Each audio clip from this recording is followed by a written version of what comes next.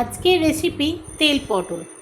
পটলকে খোসা ছাড়িয়ে দুপাশ দিয়ে একটু একটু করে সাইড দিয়ে কেটে নেবে। তারপর তেল গরম করে পটলটাকে ছেড়ে দেবে। এবার হালকা হালকা করে একটু লালচে হওয়া অবধি ভাজতে থাকবে। খুব বেশি গ্যাস বাড়িয়ে দেবে না, একটু আস্তে আস্তে করে পটলগুলো ভাজবে। তারপরে একটু ভাজা ভাজা হয়ে গেলে ওই তেলটার মধ্যে একটু ফাঁকা করে কালো জিরে দিয়ে দেবে। তারপরে একটু ভাজা ভাজা হওয়ার পর দেবে হলুদ, তারপরে দেবে নুন, তারপরে অল্প একটু কাশ্মীরি লঙ্কা গুঁড়ো, সেটা তোমার ঝাল অনুসারে দেবে। আর অন্যদিকে পোস্তটা কাঁচা লঙ্কা দিয়ে বেটে রেখে দেবে। আমরা যেমন 3টে কাঁচা লঙ্কা দিয়ে বেটে রেখেছি, তাই কাশ্মীরি লঙ্কাটা খুব অল্প করে জাস্ট কালারের জন্য দেওয়া হয়েছে। এরপর ভাজা ভাজা হওয়ার পর এই পোস্তটা দিয়ে দেবে। তারপর যদি একটু মনে হয় একটু গরম জল দেবে, দিয়ে এবার ফুটতে দেবে।